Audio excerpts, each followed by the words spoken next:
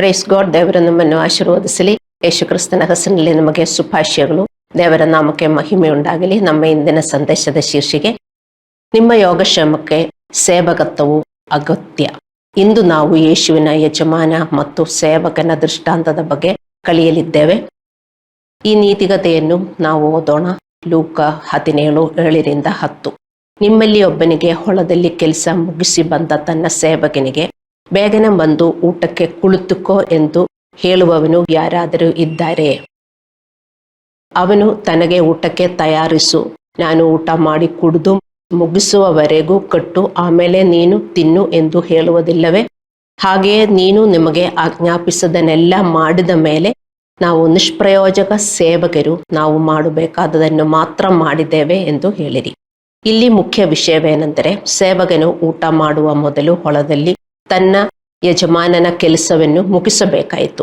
ಅವನಿಗೆ ಪ್ರತಿದಿನ ಯಜಮಾನನಿಗೆ ಕೆಲಸವಿರುತ್ತದೆ, ಅದು ಮಾಡುವುದು ಅವನ ಕರ್ತವ್ಯ. ಯಜಮಾನನು ಸೇವಕನ ಸೇವೆ ಮಾಡಲು ಇರಲಿಲ್ಲ, ಆದರೆ ಸೇವಕನು ಯಜಮಾನನ ಸೇವೆ ಮಾಡಲು ಇದ್ದನು. ಹಾಗಾದರೆ ವಿಶ್ವಾಸಿಗಳಾಗಿ ನಾವು ಈ ರೀತಿಯ ದೃಷ್ಟಾಂತದಿಂದ ಏನು ಕಲಿಯಬೇಕು? ದೇವರು ಯಾರು ಮತ್ತು ನಾವು ಯಾರು ಎಂಬುದರ ಬಗ್ಗೆ ಇಲ್ಲಿ ನಾವು ಏನು ಕಲಿಯಬೇಕೆಂದು ದೇವರು ಬಯಸುತ್ತಾನೆ. ನಮಗೆ ಒಬ್ಬ ಯಜಮಾನನಿದ್ದಾನೆ, ಅದು ನಮ್ಮ ದೇವರು. ನಾವು ಅವನ ಸೇವಕರು. ನಾವು ಅವನಿಗೆ ಕೆಲಸ ಮಾಡಬೇಕು, ಸೇವೆ ಮಾಡಬೇಕು. ನಮ್ಮ ಯಜಮಾನನಿಗೆ ನಾವು ಏನು ಕೆಲಸ ಮಾಡಬೇಕು? ಅವನು ನಮ್ಮಿಂದ ಏನು ಕೇಳುತ್ತಾನೆ? ಅವನ ಆಜ್ಞೆಗಳನ್ನು ಪಾಲಿಸುವುದು. ಅವನ ಆಜ್ಞೆಗಳನ್ನು ಪಾಲಿಸುವುದು ನಾವು ಮಾಡಬೇಕಾದ ಸೇವೆಯಾಗಿದೆ. ಇದೇ ನಾವು ಮಾಡಬೇಕಾಗಿರುವುದು ಸೇವಕರಾಗಿ.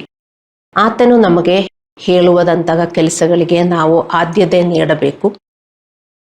ಅದು ಆತನ ಸೇವಕರಾಗಿ ನಮ್ಮ ಕರ್ತವ್ಯ. ಆಗ ಎಲ್ಲವೂ ನಮ್ಮೊಂದಿಗೆ ಚೆನ್ನಾಗಿ ನಡೆಯುತ್ತದೆ. ಧರ್ಮೋಪದೇಶಕಾಂಡ 22:1. ವಿನಮ್ರ ಸೇವಕ ಯಾವಾಗಲೂ ತನ್ನ ಯಜಮಾನನು ಹೇಳಿದ್ದನ್ನು ಮಾಡುತ್ತಾನೆ. ಅವನು ಯಾವುದೇ ನೆಪ ಹೇಳುವುದಿಲ್ಲ. ಎಷ್ಟೇ ಕಷ್ಟ ಆದರೂ ವಿನಮ್ರ ಸೇವಕನು ಏನು ಮಾಡುತ್ತಾನೆ? ಯಜಮಾನನ ಏನು ಹೇಳಿದ್ರು ಮಾಡುತ್ತಾನೆ, ಅಲ್ಲವೇ? ಎಫೆಸದವರಿಗೆ 2:8-10 ನಾವು ಓದುತ್ತೇವೆ, ನಾವು ಸತ್ಕಾರ್ಯಗಳನ್ನು ಮಾಡಲು ಉತ್ಸುಕರಾಗುವಂತೆ ಕ್ರಿಸ್ತನಲ್ಲಿ ಪುನಃ ಸ್ಥಾಪಿಸಲ್ಪಟ್ಟಿದ್ದೇವೆ. ಅವನು ಆಜ್ಞಾಪಿಸಿದ ಎಲ್ಲ ಆಧ್ಯಾತ್ಮಿಕ ಕಾರ್ಯಗಳನ್ನು ಮಾಡುವುದು ನಮ್ಮ ಯಜಮಾನನಿಗೆ ನಾವು ಮಾಡಬೇಕಾದ ಸೇವೆಯಾಗಿದೆ. ನಾವು ದೇವರ ಮಕ್ಕಳು, ಆದರೆ ನಾವು ದೇವರ ಸೇವಕರು ಆಗಿದೆ. ನಾವು ದೇವರ ಸೇವಕರಾಗಿದ್ದರೆ ನಮಗೆ ಒಂದು ಯಜಮಾನನಿದ್ದಾರೆ.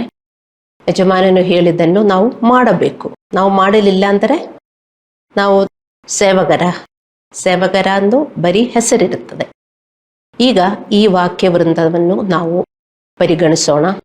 ಈ ಯಜಮಾನ ಮತ್ತು ಸೇವಕನ ದೃಷ್ಟಾಂತವನ್ನು ಹೇಳುವ ಮೊದಲು ಯೇಸುದೇವರು ಹೇಳಿದ್ರು, ಲೂಕ 17:3-5. ನೀವು ನಿಮ್ಮ ವಿಷಯದಲ್ಲಿ ಎಚ್ಚರಿಕೆಯನ್ನು ತೆಗೆದುಕೊಳ್ಳಿರಿ. ನಿನ್ನ ಸಹೋದರನು ನಿನಗೆ ವಿರೋಧವಾಗಿ ತಪ್ಪು ಮಾಡಿದರೆ ಅವನನ್ನು ಗದರಿಸು. ಅವನು ಮಾನಸಾಂತರ ಪಟ್ಟರೆ ಅವನನ್ನು ಕ್ಷಮಿಸು. ಅವನು ಒಂದು ದಿನದಲ್ಲಿ 7 ಸಾರಿ ನಮಗೆ ವಿರೋಧವಾಗಿ ತಪ್ಪು ಮಾಡಿ ಅದೇ ದಿನದಲ್ಲಿ 7 ಸಾರಿ ನಿನ್ನ ಕಡೆಗೆ ತಿರುಗಿಕೊಂಡು ನಾನು ಮಾನಸಾಂತರ ಪಡುತ್ತೇನೆ ಎಂದು ಹೇಳಿದರೆ ನೀನು ಅವನನ್ನು ಕ್ಷಮಿಸಬೇಕು ಅಂದನು. ಆಗ ಅಪೊಸ್ತಲರು, ನಮ್ಮ ನಂಬಿಕೆಯನ್ನು ಹೆಚ್ಚಿಸು ಅಂದರು. ಯೇಸು ಹೇಳಿದರು, ನಿನ್ನ ಸಹೋದರ ಅಥವಾ ಸಹೋದರಿ ನಿನ್ನ ವಿರುದ್ಧ ಪಾಪ ಮಾಡಿದರೆ, ಎಷ್ಟು ಸಾರಿ ಪಾಪ ಮಾಡಿದರೆ? 7 ಸಾರಿ. ದಿನಕ್ಕೆ 7 ಸಾರಿ. ನೀವು ಏನು ಮಾಡಬೇಕು? ನೀವು ಅದನ್ನು ಕ್ಷಮಿಸಬೇಕು. ಅದು ಅಕ್ಷರಶಃ ಸಂಖ್ಯೆ ಎಂದು ಅರ್ಥವಲ್ಲ, ಆದರೆ ಕ್ಷಮೆ ಅಪರಿಮಿತವಾಗಿರಬೇಕು ಎಂದು ಹೇಳುವ ಸಾಂಕೇತಿಕ ಮಾರ್ಗವಾಗಿದೆ. ಇದರರಿಗೆ ನಮ್ಮ ಕ್ಷಮೆ ಅಪರಿಮಿತ ಎಂದು ಯೇಸು ನಮಗೆ ಕಲಿಸುತ್ತಿದ್ದಾನೆ. ನಾವು ಇದರ ಆಧ್ಯಾತ್ಮಿಕ ಬೆಳವಣಿಗೆಗೆ ಸಹಾಯ ಮಾಡಬೇಕು ಎಂಬ ಪ್ರಮುಖ ತತ್ವವನ್ನು ಯೇಸು ಇಲ್ಲಿ ಕಲಿಸುತ್ತಿದ್ದಾನೆ. ದೇವರೇನು ಹೇಳುತ್ತಾರೋ ಅದೆಲ್ಲ ನಾವು ಮಾಡಬೇಕು. ನಮ್ಮ ಯಜಮಾನನವರು, ಅಲ್ಲವೇ?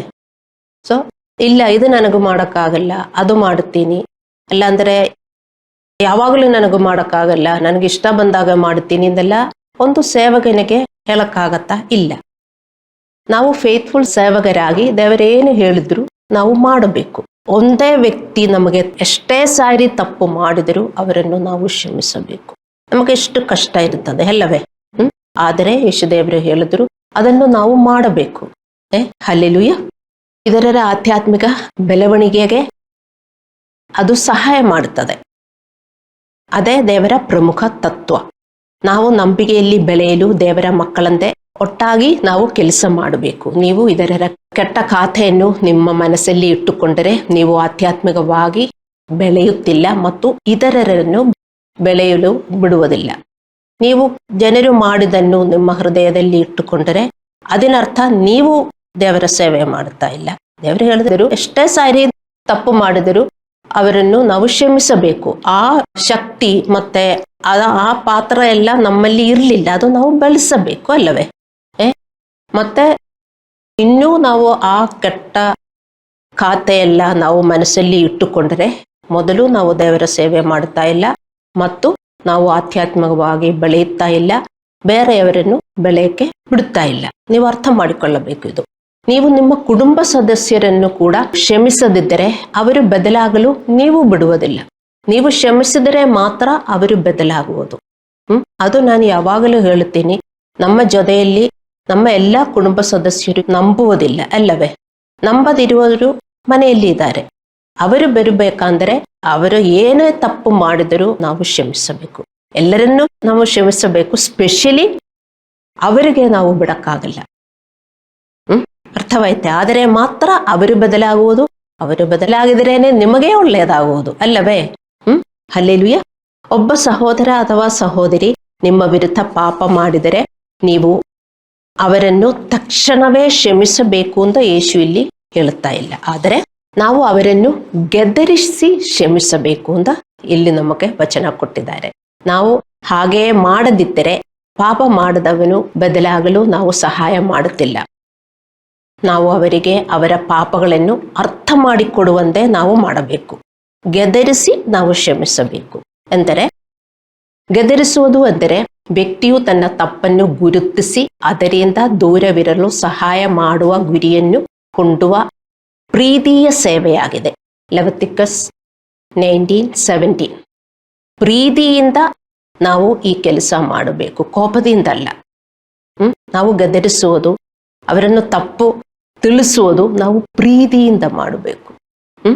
ಪ್ರೀತಿಯಿಂದ ನಾವು ಮಾಡಿದರೆ ಅವರು ಒಪ್ಪಿಲ್ಲದಿದ್ದರೂ ದೇವರ ಕ್ರಿಯೆ ಮಾಡುತ್ತಾರೆ. ಪ್ರೀತಿ ಇದ್ದರೆ ಮಾತ್ರ ನಾವು ಹೇಳುವುದನ್ನ ಜೊತೆಗೆ ದೇವರಿರ್ತಾರೆ. ಇದೇ ವಾಕ್ಯ ನಾವು ವರ್ತಿಸುತ್ತೇವೆ ಹೇಗೆ? ಕೋಪದಲ್ಲೇ. ಆದರೆ ಆ ವಾಕ್ಯದ ಜೊತೆ ದೇವರಲ್ಲೇ ಇರುವುದು ಪಿಶಾಚಿ ಇರುತ್ತಾರೆ. ಪಿಶಾಚಿಯಲ್ಲಿ ಕ್ರಿಯೆ ಮಾಡುತ್ತಾರೆ ದೇವರ ಮಕ್ಕಳಿಗೆ. ಆದರೆ ನಾವು ಪ್ರೀತಿಯಿಂದ ಅವರಿಗೆ ಹೇಳಿದರೆ ದೇವರ ಅವರ ಹೃದಯದಲ್ಲಿ ಕೆಲಸ ಮಾಡ್ತಾರೆ. ಅದೇ ವ್ಯತ್ಯಾಸ. ಮತ್ತು ಅಪರಾಧಿ ಪಶ್ಚಾತ್ತಾಪ ಪಡೆದಿದ್ರೆ ನಾವು ಕ್ಷಮಿಸಬಾರದು ಎಂದು ಈ ವಾಕ್ಯ ಹೇಳುತ್ತಿಲ್ಲ. ಪಶ್ಚಾತ್ತಾಪವನ್ನು ಲೆಕ್ಕಿಸದೆ ಕ್ಷಮೆಯ ಮಹತ್ವವನ್ನು ಯೇಸು ಕ್ರಿಸ್ತನು ನಮಗೆ ಕಲಿಸಿದ್ದಾನೆ. ಅಪೊಸ್ತಲರು ಗೆದರಿಸುವ ಮತ್ತು ಕ್ಷಮಿಸುವ ಕಷ್ಟವನ್ನು ಗುರುತಿಸುವುದರಿಂದ ಅವರು ತನ್ನ ನಂಬಿಕೆಯನ್ನು ಹೆಚ್ಚಿಸುವಂತೆ ಯೇಸುವನ್ನು ಕೇಳಿದರು. ಈ ಕೆಲಸ ಕಷ್ಟವಲ್ಲವೇ? ಬೇರೆಯವರು ಮಾಡಿರೋದು ಫೊರ್ಗಿವ್ ಮಾಡಕ್ಕೆ ಆಗಲ್ಲ. ಅಲ್ಲ, ನಾವು ಹೋಗಿ ಗದರಿಸುತ್ತೇವೆ ನೀವು ಮಾಡಿರೋದು ತಪ್ಪು ಅಂತ. ಅದು ಪ್ರೀತಿಯಲ್ಲಿ ನಮಗೆ ಹೇಳಕ್ಕೆ ತುಂಬಾ ಕಷ್ಟವಾಗುತ್ತದೆ. ಹಲ್ಲೆಲೂಯ. ನಾವು ಇದನ್ನು ಕೋಪದಲ್ಲಲ್ಲ, ಪ್ರೀತಿ ಮತ್ತು ಕಾಳಜಿಯಿಂದ ಮಾಡಬೇಕು. ಆದರೆ ದೇವರು ವರ್ತಿಸುತ್ತಾರೆ. ಖಂಡಿಸುವುದು ಮತ್ತು ಸರಿಪಡಿಸುವುದು ಪಾದ್ರಿಗಳು ತನ್ನ ಚರ್ಚಿಗೆ ಮಾಡಬೇಕಾದ ಸೇವೆಯಾಗಿದೆ. 2 ತಿಮೋಥೆಯನಿಗೆ 4:2. ಇದು ಪಾದ್ರಿಗೂ ತುಂಬಾ ಕಷ್ಟ. ಈ ಸೇವೆ ಮಾಡುವುದು ಪಾದ್ರಿಗೂ ಕಷ್ಟ ಅಂತ ನೀವು ಅರ್ಥ ಮಾಡಿಕೊಳ್ಳಬೇಕು. ಆದರೆ ದೇವರು ಪಾದ್ರಿಗೆ ಕೊಟ್ಟಿರುವ ಸೇವೆ ಅದು ಪಾದ್ರಿಗಳು ಮಾಡಬೇಕು. ಏಕೆಂದರೆ ಅನೇಕರು ಖಂಡನೆ ಮತ್ತು ತಿದ್ದುಪಡಿಗಳನ್ನು ಇಷ್ಟಪಡುವುದಿಲ್ಲ. ಅವರು ಪಾದ್ರಿಯ ಮೇಲೆ ಕೋಪಗೊಳ್ಳುತ್ತಾರೆ. ಅದಕ್ಕೆ ತುಂಬಾ ಪಾಸ್ಟರ್ಸ್ಗೆ ಇದು ಮಾಡಕ್ಕಾಗಲ್ಲ. ಅವರು ಕೋಪಗೊಂಡು ಚರ್ಚ್ ಬಿಟ್ಟು ಹೋಗ್ತಾರೆ ಅಲ್ಲವೇ? ಆದರೆ ಪಾದ್ರಿಗಳು ಪ್ರೀತಿಯಿಂದ ಸಭೆ ತಪ್ಪು ಮಾಡಿದರೆ ಅವರಿಗೆ ತಿಳಿಸಿಕೊಡಬೇಕು. ಅದು ದೇವರ ಸೇವೆಯಾಗಿದೆ ಎಂದು ನೀವು ಅರ್ಥ ಮಾಡಿಕೊಳ್ಳಬೇಕು. ನೀವು ಪಾದ್ರಿಗೆ ಆಪೋಸಿಟ್ ಆಗಿ ನಿಂತ್ಕೊಂಡರೆ ದೇವರಿಗೆ ಆಪೋಸಿಟ್ ಆಗಿ ನಿಂತ್ಕೊಳ್ಳುವುದು ಅಂತ ಅರ್ಥ ಮಾಡಿಕೊಳ್ಳಬೇಕು. ನೀವು ಪಾದ್ರಿಯಿಂದ ಈ ಸೇವೆಯನ್ನು ಸ್ವೀಕರಿಸಬೇಕು. ಆಗ ಮಾತ್ರ ನೀವು ಆಧ್ಯಾತ್ಮಿಕವಾಗಿ ಬೆಳೆಯುತ್ತೀರಿ ಮತ್ತು ನಿಮ್ಮ ಪರಿಸ್ಥಿತಿಗಳು ಬದಲಾಗುತ್ತದೆ. ಈಗ ಈ ದೃಷ್ಟಾಂತದಿಂದ ಯೇಸು ನಮಗೆ ಏನು ಕಲಿಸುತ್ತಾನೆ ಎಂದು ಕಲಿಯೋಣ. ಈ ದೃಷ್ಟಾಂತದಲ್ಲಿ ಯೇಸು ತನ್ನ ಯಜಮಾನನಿಗೆ ಉಳುಮೆ ಮಾಡುವ ಅಥವಾ ಕುರಿಗಳನ್ನು ಮೇಯಿಸುವ ಸೇವಕನ ಬಗ್ಗೆ ಮಾತನಾಡುತ್ತಿದ್ದಾನೆ. ಎರಡಕ್ಕೂ ಕಠಿಣ ಪ್ರಯತ್ನ, ಸಾಕಷ್ಟು ತಾಳ್ಮೆ ಮತ್ತು ಕಾಳಜಿಯುಳ್ಳ ಪ್ರೀತಿಯುಳ್ಳ ಹೃದಯ ನಮ್ಮಲ್ಲಿ ಬೆಳೆಯಬೇಕು. ಉಳುಮೆ ಮಾಡಬೇಕು ಮತ್ತು ಕುರಿಗಳನ್ನು ಮೇಯಿಸಬೇಕು. ಇದು ನಮ್ಮಲ್ಲಿ ಪ್ರತಿಯೊಬ್ಬರು ಮಾಡಬೇಕಾಗಿರುವ ಆಧ್ಯಾತ್ಮಿಕ ಕಠಿಣ ಪರಿಶ್ರಮ. ನಾವು ದೇವರ ಸೇವಕರು, ಅವರು ನಮ್ಮ ಯಜಮಾನರು. ಅವರು ಹೇಳುವುದೆಲ್ಲ ನಾವು ಮಾಡಕ್ಕೆ ರೆಡಿ ಇಲ್ಲದಿದ್ದರೆ ನಾವು ಸೇವಕರಾಗಿ ಉಳಿಯುತ್ತೇವಾ? ಇಲ್ಲ. ಸೊ ಎಷ್ಟೇ ಕಷ್ಟವಾದರೂ ನಾವು ಇದು ಮಾಡಿದರೆ ಮಾತ್ರ ನಾವು ಒಳ್ಳೆಯ ಸೇವಕರಾಗಿ ನಾವು ಉಳಿಯುತ್ತೇವೆ. ಇಲ್ಲದಿದ್ದರೆ ನಾವು ಬಂಡಾಯದ ಸೇವಕರಾಗಿ ಉಳಿಯುತ್ತೇವೆ ಎಂದು ನೀವು ಅರ್ಥ ಮಾಡಿಕೊಳ್ಳಬೇಕು. ಉಳುಮೆ ಮಾಡುವುದು ಮತ್ತು ಕುರಿಗಳನ್ನು ಮೇಯಿಸುವುದು, ನಾವು ಎಲ್ಲಿ ಉಳುಮೆ ಮಾಡಬೇಕು? ನಮ್ಮ ಸ್ವಂತ ಹೃದಯದಲ್ಲಿ, ಬೇರೆಯವರ ಹೃದಯದಲ್ಲಿ ಅಲ್ಲ. ನಾವು ಆಳವಾಗಿ ಅಗದು ನಮ್ಮ ಹೃದಯದಲ್ಲಿ ಅಡಗಿರುವ ಪಾಪಗಳನ್ನು ತಿಳಿದುಕೊಳ್ಳಬೇಕು. ಉಳುಮೆ ಮಾಡಬೇಕು ಅಂದರೆ ಪ್ಲೋಯಿಂಗ್. ನಮ್ಮ ಹೃದಯದಲ್ಲಿ ಏನಿದೆ ನಮಗೆ ಗೊತ್ತಾಗೋದಿಲ್ಲ. ಯೆರೆಮೀಯ 17th chapter ಹೇಳಿದೆ, our heart is beyond what we can understand. It is deceitful. ನಮಗೆ ಅರ್ಥವಾಗುವುದಿಲ್ಲ. ಅದಕ್ಕೆ ನಾವು ವಾಕ್ಯವನ್ನು ಓದುವಾಗ, ಪಾದ್ರಿ ನಿಮಗೆ ಪ್ರೀಚ್ ಮಾಡುವಾಗ, ಅಲ್ಲಾದರೆ ಪಾದ್ರಿ ನಿಮಗೆ ತಿದ್ದುಪಡಿಗಳು ಕೊಡುವಾಗ ನೀವು ಅದು ಸ್ವೀಕರಿಸಬೇಕು. ಮತ್ತು ನನ್ನ ಒಳಗಡೆ ಇರುವ ಪಾಪಗಳು ನನಗೆ ತೋರಿಸಿ ಎಂದು ನೀವು ಪ್ರಾರ್ಥಿಸಬೇಕು. ಆದರೆ ಮಾತ್ರ ನಿಮಗೆ ಅರ್ಥವಾಗುವುದು. ಇದೇ ಪ್ಲೋಯಿಂಗ್, ಉಳುಮೆ. ಇದು ಕಷ್ಟ ಅಲ್ವಾ? ಹಲ್ಲೆಲೂಯಾ. ಮತ್ತು ಕುರಿಗಳನ್ನು ಮೇಯಿಸುವುದು ಅದು ಶಿಷ್ಯತ್ವ. ನೀವು ಹೊಸ ಕುರಿಗಳನ್ನು ಅಂದರೆ ಹೊಸ ಆತ್ಮಗಳನ್ನು ಪಡೆದು ಅವರನ್ನು ಬೆಳೆಸಬೇಕು ಮತ್ತು ಚರ್ಚ್ ಸದಸ್ಯರನ್ನು ಪರಸ್ಪರ ಒಬ್ಬರಿಗೊಬ್ಬರಿಗೆ ಬೆಳೆಯಲು ನೀವು ಸಹಾಯ ಮಾಡಬೇಕು. ಇದೆಲ್ಲ ನಾವು ದೇವರಿಗೆ ಮಾಡಬೇಕಾದ ಸೇವೆ. ಎಬ್ರಿಯರಿಗೆ 10:24-25 ಹೇಳುತ್ತದೆ, ಸಭೆಯಲ್ಲಿ ನಾವು ಬಂದಾಗ ಪ್ರೀತಿಯಿಂದ ಒಬ್ರಿಗೊಬ್ಬರಿಗೆ ಬೆಳೆಯಕ್ಕೆ ನೀವು ಪ್ರೋತ್ಸಾಹಿಸಬೇಕು. ಯಾರೂ ಒಫೆಂಡೆಡ್ ಆಗಬಾರದು, ಅಲ್ಲವೇ? ಮತ್ತು ಎಬ್ರಿಯರಿಗೆ 3:13 ಬರೆದಿದೆ, ನಾವು ಹಾಗೆ ಮಾಡಲಿಲ್ಲದಿದ್ದರೆ ಏನಾಗುತ್ತದೆ? ನಮ್ಮ ಹೃದಯ ಕಠಿಣಗೊಳಿಸುತ್ತದೆ. ಅದು ಪ್ರೀತಿಯಿಂದ ಚರ್ಚಲ್ಲಿ ಮಾಡಬೇಕಾದ ದೇವರ ಸೇವೆಯಾಗಿದೆ. ದೇವರ ಮಕ್ಕಳೇ, ನೀವು ಯಾರೂ ಒಫೆಂಡೆಡ್ ಆಗಬಾರದು. ಹಲ್ಲೆಲೂಯಾ. ನಾವು ಯಾವಾಗಲೂ ಪರಸ್ಪರ ಶಾಂತಿಯಿಂದ ಇರಬೇಕು. ನಾವು ಒಬ್ಬರನ್ನೊಬ್ಬರು ಅಪರಾಧ ಮಾಡಬಾರದು. You should not get offended with each other. ನಿಮಗೇನು ಪ್ರಾಬ್ಲಮ್ ಇದ್ರೂ ನೀವೇನು ಮಾಡಬೇಕು? ಅವರನ್ನು ಖಂಡಿಸಬೇಕು. ನಿಮಗೆ ಒಬ್ಬರ ಮೇಲೆ ಪ್ರಾಬ್ಲಮ್ ಇದ್ದರೆ ಅವರನ್ನು ಹೋಗಿ ನೀವು ತಾಳ್ಮೆಯಿಂದ ಪ್ರೀತಿಯಿಂದ ಅವರು ಮಾಡುವ ತಪ್ಪನ್ನು ಅವರಿಗೆ ತಿಳಿಸಿಕೊಡ್ಬೇಕು. ಅದೇ ಈ ವಾಕ್ಯ ಹೇಳುವುದು. ನಾವು ಮಾಡಬೇಕಾದ ಸೇವೆಯಾಗಿದೆ. ನೀವಿದು ಮಾಡ್ತಾ ಇಲ್ಲದಿದ್ದರೆ ನೀವು ದೇವರ ಸೇವೆ ಮಾಡುತ್ತಿಲ್ಲ. ದೇವರು ಹೇಳಿದ್ರು ಇದು ನಾವು ಮಾಡೋದಿಕ್ಕೆ, ಅಲ್ಲವೇ? ಇಲ್ಲದಿದ್ದರೆ ಏನಾಗುತ್ತದೆ ಅಂದರೆ, ಗಲಾತ್ಯದವರಿಗೆ 5:15 ಹೇಳುವ ಪ್ರಕಾರ ನೀವು ಒಬ್ಬರನ್ನೊಬ್ಬರು ಕಚ್ಚಿ ನುಂಗುತ್ತೀರಿ, ಆಗ ಒಬ್ಬರಿಂದೊಬ್ಬರು ನಾಶವಾಗುತ್ತೀರಿ, ಅಲ್ಲವೇ? ನೀವು ಹೃದಯದಲ್ಲಿ ಇದು ಇಟ್ಟುಕೊಂಡ್ರೆ ನಿಮ್ಮ ಕೋಪ ಅವರ ಮೇಲೆ ಜಾಸ್ತಿ ಆಗುತ್ತೆ, ಅಲ್ಲವೇ? ನೀವು ಯೋಚಿಸಿ ನಾನೇನು ಹೇಳ್ತಾ ಇರುವುದು. ಒಂದು ದೇವರು ಹೇಳಿರುವುದು ಒಂದೊಂದು ನಾವು ಅದೇ ಪ್ರಕಾರ ನಾವು ಮಾಡಬೇಕು. ಎಷ್ಟೇ ಕಷ್ಟವಿಟ್ಟರು ಅವರೇ ಸೇವಕರು. ಆದರೆ ಮಾತ್ರ ನೋಡಿ, ದೇವರ ಸೇವೆ ಮಾಡುವವರಿಗೆ ಶಾಂತಿ ಇರ್ತದೆ. ನಿಮಗೆ ಶಾಂತಿ ಇದೆಯಾ? ಶಾಂತಿ ಇಲ್ಲ ಅಂದರೆ ಅರ್ಥ ಮಾಡಿಕೊಳ್ಳಿ, ದೇವರ ಸೇವೆ ಮಾಡುತ್ತಾ ಇಲ್ಲ. ದೇವರ ಸೇವೆ ಮಾಡುವವರಿಗೆ ಪರಸ್ಪರ ಶಾಂತಿಯಿಂದ ಇರಬೇಕು. ಮನೆಯಲ್ಲಾದರೂ, ಚರ್ಚಲ್ಲಾದರೂ ಮತ್ತು ಅವರ ಸ್ವಂತ ಹೃದಯದಲ್ಲೂ ಶಾಂತಿ ಇರ್ತದೆ. ಹಲ್ಲೆಲೂಯಾ. ನಮ್ಮ ನೀತಿಕತೆಯಲ್ಲಿನ ಯಜಮಾನನು ಅವನು ತನ್ನ ಸೇವಕನಿಗೆ ತನ್ನ ಕೆಲಸಗಳನ್ನು ಮುಗಿಸಿದ ನಂತರ ಬೇಕಾದದನ್ನು ಒದಗಿಸಿದನು. ನೀವು ಒಂದೊಂದು ಪಾಯಿಂಟು, ಈ ನೀತಿಕತೆಯಲ್ಲಿ ಇರುವ ಒಂದೊಂದು ಪಾಯಿಂಟು ನೀವು ಅರ್ಥ ಮಾಡಿಕೊಳ್ಳಬೇಕು. ಈ ನೀತಿಕತೆಯಲ್ಲಿ ತುಂಬ ಅರ್ಥ ಇದೆ. ನಮ್ಮ ಜೀವನ ಬದಲಾಯಿಸುವುದಕ್ಕೆ, ನಮಗೆ ಆಶೀರ್ವಾದಗಳು ಕೊಡುವುದಕ್ಕೆ. ಅಲ್ಲಾಂದರೆ ನಮ್ಮ ಆಶೀರ್ವಾದಗಳು ಯಾಕೆ ತಡೆ ಮಾಡಿ ಇಟ್ಟಿದೆ? ಎಲ್ಲ ಉತ್ತರ ಇದು. ಒಂದೇ ನೀತಿ ಕಥೆಯಲ್ಲಿ ಇದೇ ದೇವರ ಮಕ್ಕಳೇ, ಅರ್ಥ ಮಾಡಿಕೊಳ್ಳಿ. ಸೊ ಮೊದಲನೇ ಪಾಯಿಂಟ್ ನಿಮಗೆ ಅರ್ಥವಾಯಿತು. ಎರಡನೇ ಪಾಯಿಂಟು, ನಮ್ಮ ನೀತಿಕಥೆಯಲ್ಲಿನ ಯಜಮಾನನು ಅವನು ತನ್ನ ಸೇವಕನಿಗೆ ತನ್ನ ಕೆಲಸಗಳನ್ನು ಮುಗಿಸಿದ ನಂತರ ಬೇಕಾದದನ್ನು ಒದಗಿಸಿದನು. ಲೂಕ 17:8 ಅವನು ಹೇಳಿದನು, ನನಗೆ ಊಟ ಕೊಟ್ಟ ನಂತರ ನೀವು ಊಟ ಮಾಡಿ. ನಮ್ಮ ಸೇವೆಗೆ ದೇವರು ಯಾವಾಗಲೂ ಪ್ರತಿಫಲ ಕೊಡ್ತಾರೆ. ಆದರೆ ಯಾವಾಗ? ಸೇವೆ ಮಾಡಿದ ನಂತರ. ನಿಮಗೆ ಸೇವೆ ಮಾಡಕ್ಕೆ ಬಯಕೆ ಇರಬಹುದು, ಅಲ್ಲಾಂದ್ರೆ ಮಾಡುತ್ತೀನಿ ಎಂದು ನೀವು ಹೇಳಿರಬಹುದು, ಆದರೆ ನಿಮಗೆ ಸಿಗುವುದಿಲ್ಲ. ಮಾಡಿದ ನಂತರ ದೇವರು ಪ್ರತಿಫಲ ಕೊಡ್ತಾರೆ. ಅದು ನಾವು ಅರ್ಥ ಮಾಡಿಕೊಳ್ಳಬೇಕು. ಯಾವಾಗ ನಾವು ಮಾಡಿರುವುದು ಅಂದರೆ, ನಾವು ಒಬ್ಬರನ್ನು ಕ್ಷಮಿಸಬೇಕು, ಎಲ್ಲರನ್ನು ಕ್ಷಮಿಸಬೇಕು, ನಾವು ಪ್ರೀತಿಯಲ್ಲಿ ಬೆಳೆಯಬೇಕು, ದೇವರ ಸೇವೆಯನ್ನು ಮಾಡಬೇಕು. ಇದೆಲ್ಲ ಮಾಡಿದ ನಂತರ ನಾವು ಮಾಡುತ್ತಾ ಹೋಗ್ತಾ ಇದ್ದರೆ ನಮ್ಮ ಆಶೀರ್ವಾದಗಳು ಬರ್ತಾ ಇರುತ್ತದೆ. ಅಲ್ಲ, ನೀವು ಒಂದೊಂದು ಮಾಡಿಲ್ಲ, ದೇವರೇ ನನ್ನನ್ನು ಕ್ಷಮಿಸಿ, ಸಿಗ್ತದಾ? ಇಲ್ಲ. ಪ್ರತಿಫಲ ದೇವರು ಕೊಡ್ತಾರಾ? ಇಲ್ಲ.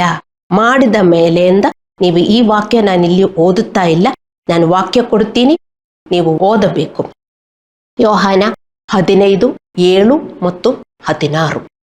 ಯೇಸುದೇವರು ಹೇಳಿದರು, ನೀನು ನನ್ನಲ್ಲೂ ನಾನು ನಿನ್ನಲ್ಲೂ ವಾಸಿಸಿದರೆ ನೀವು ತುಂಬಾ ಫಲ ಕೊಡ್ತೀರಿ. ದೆನ್ ಏನು ಬೇಕಂದ್ರೂ ನೀವು you ask anything, it will be given to you. ನಮಗೂ ಬಯಕೆ ಇದ್ದರೆ ಅಲ್ಲ ದೇವರು ಕೊಡುವುದು, ಬರೀ ಪ್ರಾರ್ಥಿಸುವುದಿಂದಲ್ಲ ಕೊಡುವುದು. ಮತ್ತೆ ಯಾವಾಗಲೂ ಮಾಡಕ್ಕಾಗಲಿಲ್ಲ ಅಂತ ಹೇಳಿ ದೇವರೇ ಕ್ಷಮಿಸು ಎಂದು ಹೇಳಿ ನಮ್ಮ ಮೇಲೆ ಕೊಡುವುದಲ್ಲ ಎಂದು ನಾವು ಅರ್ಥ ಮಾಡಿಕೊಳ್ಳಬೇಕು. ಸೊ ಈ ಕೆಲಸವನ್ನು ಪೂರ್ಣಗೊಳಿಸಿದ ನಂತರ ನಮಗೆ ಈ ಲೋಕದಲ್ಲಿ ನಾವು ಬದುಕುತ್ತಿರುವಾಗ ದೇವರು ನಮ್ಮನ್ನು ಆಶೀರ್ವದಿಸುತ್ತಾನೆ, ಮತ್ತು ನಮ್ಮ ಮರಣದ ನಂತರವೂ ನಾವು ಸ್ವರ್ಗವನ್ನು ತಲುಪುತ್ತೇವೆ. ಮತ್ತಾಯ 25:21-23. ನಾವು ದೇವರ ಸೇವಕರು, ದೇವರಿಗೆ ಏನು ಸೇವೆ ಮಾಡಬೇಕು ಇದರ ಬಗ್ಗೆ ನಿಮಗೆ ಎಂದಿಗೂ ಸಂದೇಹ ಇರಬಾರದು. ನೀವು ತಿಳ್ಕೊಳ್ಳಬಾರದು ದೇವರ ಸೇವೆ ಅಂದರೆ ಪಾದ್ರಿ ಆಗುವುದು, ಅಲ್ಲ ಅಂದ್ರೆ ಇವಾಂಜಲಿಸಂ ಮಾಡುವುದು, ಅದು ಮಾತ್ರ ಅಲ್ಲ ದೇವರ ಸೇವೆಯಿಂದ ನೀವು ಅರ್ಥ ಮಾಡಿಕೊಳ್ಳಬೇಕು. ದೇವರ ಬರೀ ಒಬ್ಬರಿಗೆ ಇವಾಂಜಲಿಸಂ ಮಾಡುವುದು ಮಾತ್ರ ನಾ ಹೇಳಿರುವುದು, ಎಲ್ಲ ವಾಕ್ಯಗಳು ನಾವು ಒಬೆ ಮಾಡಬೇಕು. ನಮಗೆಲ್ಲರಿಗೂ ಉಡುಗೊರೆ ದೇವರು ಕೊಟ್ಟಿದ್ದಾರೆ. ಆ ಉಡುಗೊರೆಯಿಂದ ಅದು ಒನ್ ಆಫ್ ದ ಒಬೀಡಿಯನ್ಸ್ ಅಂತ ಅರ್ಥ ಮಾಡಿಕೊಳ್ಳಬೇಕು. ಹಲ್ಲೆಲೂಯಾ. ಅಂದರೆ ನಾವು ಅವನ ಎಲ್ಲ ಆಜ್ಞೆಗಳನ್ನು ಪಾಲಿಸಬೇಕು. ನಾವು ಆತ್ಮದ ಫಲದಲ್ಲಿ ಬೆಳೆಯಬೇಕು, ದೇವರ ಲಾಭದಾಯಕ ಸೇವಕರಾಗಬೇಕು. ಗಲಾತ್ಯದವರಿಗೆ 6:9 ಹೇಳುತ್ತದೆ, ಒಳ್ಳೆಯದನ್ನು ಮಾಡುವುದರಲ್ಲಿ ಬೇಸರಗೊಳ್ಳದೆ ಇರೋಣ, ಯಾಕೆಂದರೆ ಮನನೊಂದದಿದ್ದರೆ ತಕ್ಕ ಸಮಯದಲ್ಲಿ ಬೆಳೆಯನ್ನು ಕೊಯ್ಯುವವು. ಒಳ್ಳೆಯದನ್ನು ನಾವು ಮಾಡುತ್ತಾ ಹೋಗಬೇಕು. ಮನನೊಂದಿರಬಾರದು. ಮನನೊಂದಿರಬಾರದು ಅಂದರೆ ಬೇಸರಗೊಳ್ಳದೆ ನಾವೇನೇನು ಮಾಡಬೇಕು, ನಾವು ಬೇಸರಗೊಳ್ಳದೆ ಯಾವಾಗಲೂ ಡೈಲಿ ನಾವೇನು ಮಾಡಬೇಕು, ಕೆಟ್ಟದ್ದು ಸಂಭವಿಸಿದರೂ ನಾವು ಸಂತೋಷದಿಂದ ಇರಬೇಕು. ಯಾವಾಗಲೂ ಸಂತೋಷದಿಂದಿರಿ ಅಂತ ದೇವರಿಗೆ ಹೇಳುವುದು. ನಮಗೂ ದುಃಖ ಬಂದರೆ, ಅಲ್ಲಾಂದ್ರೆ ಪ್ರಾಬ್ಲಮ್ ಬಂದರೆ ಅದೆಲ್ಲ ತಲೆ ಮೇಲೆ ಇಟ್ಕೊಂಡು ಓಡಾಡು ಆ ದೇವರಿಗೆ ಹೇಳಿರೋದು. ಉಪ್ಪು ಫೇಸು ಮಾಡಿಕೊಂಡು ಈ ಲೋಕದವರ ತರ ನೀವು ಓಡಾಡಿ ಅಂತ ದೇವರಿಗೆ ಹೇಳಿರೋದು ಅಲ್ಲ. ಅದು ನನ್ನ ಮೇಲೆ ಹಾಕಿ ನೀವು ಜೋಳಿಯಾಗಿ ಜೀವನ ಮಾಡ್ರಿ, ನಾನು ಅದನ್ನೆಲ್ಲ ಪರಿಹಾರ ಕೊಡ್ತೀನಿ ಅಂತ ದೇವರಿಗೆ ಹೇಳಿದರು. ಅದು ನಾವು ನಂಬಿ ಅದು ನಾವು ಮಾಡಬೇಕು. ಮತ್ತೆ ತುಂಬಾ ಜನರು ನಮಗೆ ಕೆಟ್ಟದು ಮಾಡುತ್ತಾರೆ, ಅವರನ್ನೆಲ್ಲ ನಾವು ಕ್ಷಮಿಸಬೇಕು. ಮತ್ತೆ ಅವರು ನಮಗೆ ತಪ್ಪು ಮಾಡಿದರೆ ಹೋಗಿ ಅವ್ರಿಗೆ ನಾವು ಹೇಳಬೇಕು ಅವರು ಮಾಡಿರೋದು ಏನು ಅಂತ. ಅವರು ಅಕ್ಸೆಪ್ಟ್ ಮಾಡಲಿಲ್ಲ ಅಂದ್ರೆ ಅವರನ್ನು ಬಿಟ್ಟು ಬಿಡಬೇಕು, ಆದರೂ ನಾವು ಕ್ಷಮಿಸಬೇಕು. ಕೆಲವರು ಒಪ್ಕೊಳ್ಳೋದಿಲ್ಲ, ನೀನು ನನಗೆ ಟೀಚ್ ಮಾಡಕ್ಕೇನು ಬೇಡ ಅಂತ ಕೆಲವರು ಹೇಳ್ತಾರೆ. ಅವರಿಗೆ ಹೋಗಿ ಹೋಗಿ ಹೇಳಕ್ಕಾಗಲ್ಲ. ನೀವು ಅದು ಬಿಟ್ಟು ಬಿಟ್ಟು ಆದರೂ ಕ್ಷಮಿಸಬೇಕು, ಪ್ರೀತಿಯಿಂದ ವರ್ತಿಸಬೇಕು. ಇದೇ ದೇವರ ಸೇವೆ. ಇದೆಲ್ಲ ನಾವು ಡೈಲಿ ಮಾಡುತ್ತಾ ಹೋಗಬೇಕು. ಹಲ್ಲೆಲೂಯಾ. ಹಾಗೆಯೇ ನಾವು ಆತ್ಮದ ಫಲವನ್ನು ನೀಡುತ್ತಲೇ ಇರಬೇಕು. ಆದರೆ ಮಾತ್ರ ದೇವರು ನಮ್ಮ ಪ್ರಾರ್ಥನೆಗೆ ಉತ್ತರಿಸುವುದಾಗಿ ವಾಗ್ದಾನ ಮಾಡಿದೆ. ಆದರೆ ಮಾತ್ರ ನಾವು ದೇವರಿಗೆ ಫಲ ಕೊಡ್ತಾ ಇದ್ದರೆ, ದೇವರಿಗೆ ಫಲ ಏನು? ದೇವರಿಗೆ ಫಲ ಕೊಡುವುದು, ದೇವರ ಸೇವೆ ಮಾಡಿ ದೇವರಿಗೆ ಫಲ ಕೊಡುವುದು. ಯೋಹಾನ 15:7 ಬರೆದಿದೆ. ನಾವು ದೇವರಿಗೆ ಸೇವೆ ಮಾಡಿ ದೇವರಿಗೆ ಫಲ ಕೊಡುವುದು. ನಮ್ಮನ್ನು ನೋಡಿದ್ರೆ ಯಾವಾಗಲೂ ಶಾಂತಿಯಿಂದ ಇರ್ತೇವೆ, ನಾವು ಸಂತೋಷದಿಂದ ಇರುತ್ತೇವೆ, ಪ್ರೀತಿಯಿಂದ ಇರ್ತೇವೆ, ಕ್ಷಮೆಯಲ್ಲಿ ಇರ್ತೇವೆ, ತಾಳ್ಮೆಯಲ್ಲಿ ಇರ್ತೇವೆ, ಸೌಮ್ಯತೆಯಲ್ಲಿ ಇರ್ತೇವೆ. ಇದೆಲ್ಲ ನಮ್ಮಲ್ಲಿ ಇಲ್ಲ. ಇದಕ್ಕೋಸ್ಕರ ನಾವು ಪ್ರಾರ್ಥಿಸಿ ಇದಕ್ಕೆ ನಾವು ಹಾರ್ಡ್ ವರ್ಕ್ ಮಾಡಬೇಕಾಗಿರುವುದು. ಹಲ್ಲೆಲೂಯಾ. ಇಲ್ಲಿ ನಾವು ಅರ್ಥ ಮಾಡಿಕೊಳ್ಳಬೇಕಾದ ಇನ್ನೊಂದು ವಿಷಯ, ಅದು 2ನೇ ಪಾಯಿಂಟ್, ಇನ್ನು ಇದು 3ನೇ ಪಾಯಿಂಟ್. ಈ ದೃಷ್ಟಾಂತದಲ್ಲಿ ಯೇಸು ನಮಗೆ ಕಲಿಸುತ್ತಿದ್ದಾನೆ, ಆತನ ಆಜ್ಞಾಪಿಸಿದನೆಲ್ಲ ಮಾಡಿದ ನಂತರ ನಾವು ದೇವರಿಂದ ಯಾವುದೇ ಹೊಗಳಿಗೆ ಮತ್ತು ಮನ್ನಣೆ ಅಥವಾ ವಿಶೇಷ ಅನುಗ್ರಹವನ್ನು ನಿರೀಕ್ಷಿಸಬಾರದು. ನಾವು ಅನರ್ಹ ಸೇವಕರು ಎಂದು ಮಾತ್ರ ಯೋಚಿಸಬೇಕು, ಹೇಳಬೇಕು. ಕೆಲವೊಮ್ಮೆ ವಿಶ್ವಾಸಿಗಳು ದೇವರಿಗೆ ವಿಧೇಯರಾಗಲು ಪ್ರಾರಂಭಿಸಿದಾಗ ಅವರು ದೇವರಿಂದ ಬಹಳಷ್ಟು ನಿರೀಕ್ಷಿಸುತ್ತಾರೆ. ಸ್ವಲ್ಪ ಏನೋ ಅವರು ಒಬೆ ಮಾಡೋಕ್ಕೆ ಶುರು ಮಾಡುತ್ತಾರೆ ಮತ್ತು ತುಂಬಾ ದೇವರಿಂದ ನಿರೀಕ್ಷಿಸುತ್ತಾರೆ. ಮತ್ತು ಕೆಲವರು ದೇವರ ಸೇವೆಯನ್ನು ಮಾಡುತ್ತಿರುವಾಗ ಅವರಿಗೆ ಬೇರೆಯವರಿಂದ ಪ್ರಶಂಸೆ ಬೇಕು, ಮನ್ನಣೆಯನ್ನು ನಿರೀಕ್ಷಿಸುತ್ತಾರೆ. ನಾವಿದು ಏನು ನಿರೀಕ್ಷಿಸಬಾರದು. ನಾವು ಅನರ್ಹ ಸೇವಕರು.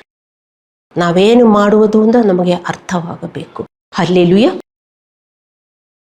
ಯಜಮಾನನು ಈ ಸೇವೆಯನ್ನು ಯಾಕೆ ಪಡೆಯಬೇಕು? ಯಾಕೆ ನಾವು ಅನರ್ಹ ಸೇವಕರು, ನಾವು ಸೇವೆ ಮಾಡ್ತಾ ಇಲ್ವಾ ಅಂದ್ರೆ ಕೆಲವರು ಹೇಳ್ತಾರೆ, ನಾನು ಇಷ್ಟೆಲ್ಲ ಮಾಡಿದ್ದೀನಿ, ನಾನು ಮೊದಲೆಲ್ಲ ನನಗೆ ಕ್ಷಮಿಸಕ್ಕಾಗಲಿಲ್ಲ, ನನಗೀಗ ಕ್ಷಮಿಸಕ್ಕಾಗತ್ತೆ, ಯಾಕೆ ದೇವರಿಗೆ ನನಗೆ ಬ್ಲೆಸ್ಸಿಂಗ್ಸ್ ಕೊಡಕ್ಕಾಗಲ್ಲ ಅಂತ ಕೆಲವರೆಲ್ಲ ತಿಳ್ಕೊಳ್ತಾರೆ. ಸೊ ಅದು ನಾವು ಯಾಕೆ ಅಂತ ಅರ್ಥ ಮಾಡಿಕೊಳ್ಳಬೇಕು. ಅವನು ಯಾರೆಂಬುದರಿಂದ ಮತ್ತು ನಮ್ಮ ಸಂಬಂಧದ ಸ್ವರೂಪದಿಂದಾಗಿ. ಇದನ್ನು ನಾನು ನಿಮಗೆ ಅರ್ಥ ಮಾಡುತ್ತೇನೆ. ನಿಮ್ಮ ದೇಹದಲ್ಲಿ ಕ್ಯಾನ್ಸರ್ ಗಡಗಳಿತ್ತು, ಡಾಕ್ಟರು ಅವುಗಳಿಗೆ ಸರಿಯಾಗಿ ಚಿಕಿತ್ಸೆ ಮಾಡದಿದ್ದರೆ ನಿಮಗೆ ತುಂಬ ನೋವಾಗುತ್ತದೆ. ಆ ಕ್ಯಾನ್ಸರ್ ಸೆಲ್ಸ್ ಎಲ್ಲ ಬೆಳೆಯುತ್ತದೆ, ನಿಮಗೆ ತುಂಬ ಹಾನಿ ಉಂಟಾಗುತ್ತದೆ ಅಲ್ಲವೇ? ನೀವು ಡಾಕ್ಟರ್ಸ್ ಹತ್ರ ಹೋಗಿದೆ, ಆದರೂ ಅವರು ಡಯಾಗ್ನೋಸ್ ಮಾಡಿ ನಿಮಗೆ ಏನು ಅಂತ ಹೇಳಲಿಲ್ಲ, ಏನೋ ಒಂದು ಮಾತ್ರೆ ಎಲ್ಲ ಕೊಟ್ಟು ಇದು ನೀವು ತಿನ್ನಿರಿ ಎಲ್ಲ ಒಳ್ಳೆಯದಾಗುತ್ತೆ ಅಂತ. ಆದರೆ ಅವರಿಗೆ ಕ್ಯಾನ್ಸರ್ ಇತ್ತು, ಡಾಕ್ಟರ್ ಹೇಳಲಿಲ್ಲ. ಆವಾಗ ಏನಾಗುತ್ತೆ ಅಂತ ನಿಮಗೆ ಗೊತ್ತಲ್ಲ, ನಿಮಗೂ ತುಂಬ ನೋವುಂಟಾಗುತ್ತದೆ, ಒಂದಿನ ನೀವು ಸಾಯುತ್ತೀರಿ. ಕ್ಯಾನ್ಸರ್ ಅನ್ನು ಪತ್ತೆ ಹಚ್ಚಬೇಕು ಮತ್ತು ಚಿಕಿತ್ಸೆ ನೀಡಬೇಕು ಕ್ಯಾನ್ಸರಿಗೆ. ಯೇಸುದೇವರು ನಮ್ಮ ಮಹಾನ ವೈದ್ಯ. ಅವನು ನಮ್ಮ ಜೀವನದಲ್ಲಿ ಬಂದದ್ದು ನಮ್ಮ ಆತ್ಮದ ಕಾಯಿಲೆಗಳನ್ನು ಪತ್ತೆ ಹಚ್ಚಲು ಮತ್ತು ನಮ್ಮನ್ನು ಗುಣಪಡಿಸಲು. ಯೇಸು ನಮಗಾಗಿ ಮಾಡುವ ಅತ್ಯಂತ ಪ್ರೀತಿಯ ಕೆಲಸವೆಂದರೆ ನಮ್ಮ ಪಾಪಗಳನ್ನು ಮನವರಿಕೆ ಮಾಡಿಕೊಡುವುದು ಮತ್ತು ಅವುಗಳಿಂದ ತಿರುಗಿಕೊಳ್ಳಲು ನಮಗೆ ಸಹಾಯ ಮಾಡುವುದು. ಇದೇ ಯೇಸುದೇವರು ನಮ್ಮಲ್ಲಿ ಬಂದಿರುವುದ ಕಾರಣ. ಯಾಕೆ ಯೇಸುದೇವರು ಬಂದಿರೋದು?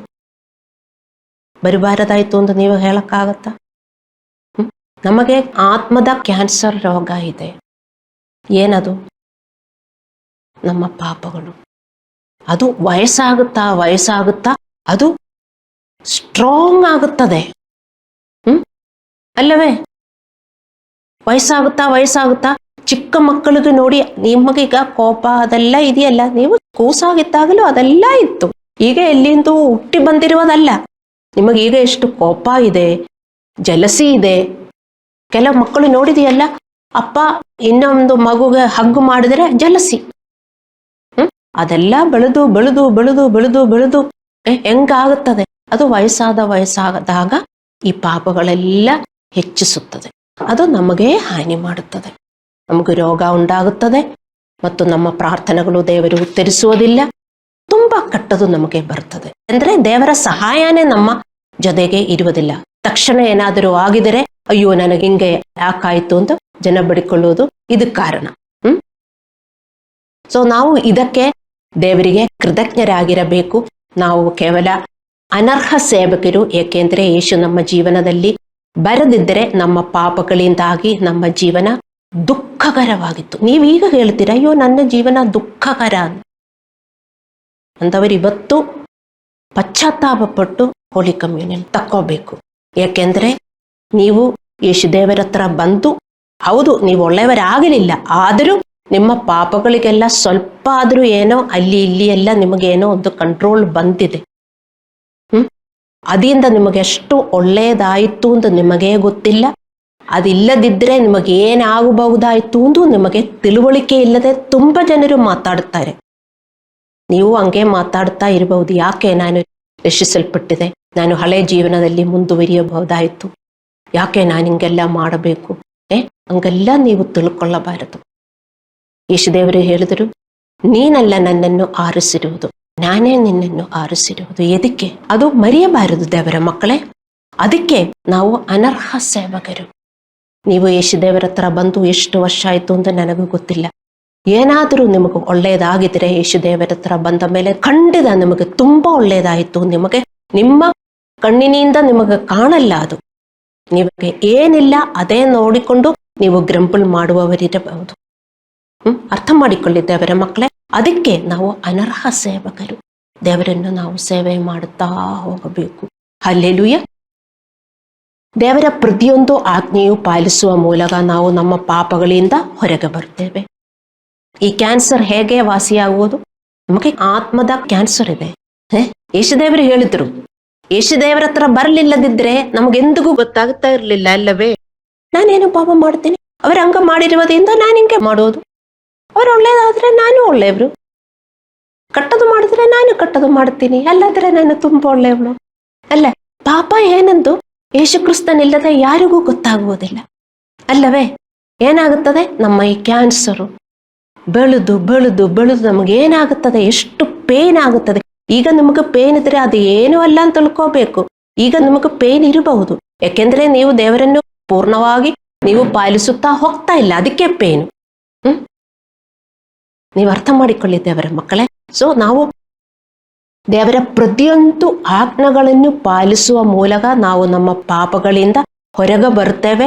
ಪರಿಣಾಮವಾಗಿ ನಾವು ದೈಹಿಕವಾಗಿ, ಮಾನಸಿಕವಾಗಿ, ಭೌತಿಕವಾಗಿ ಎಲ್ಲ ರೀತಿಯ ಆಶೀರ್ವಾದಗಳನ್ನು ನಾವು ಪಡೆಯುತ್ತೇವೆ.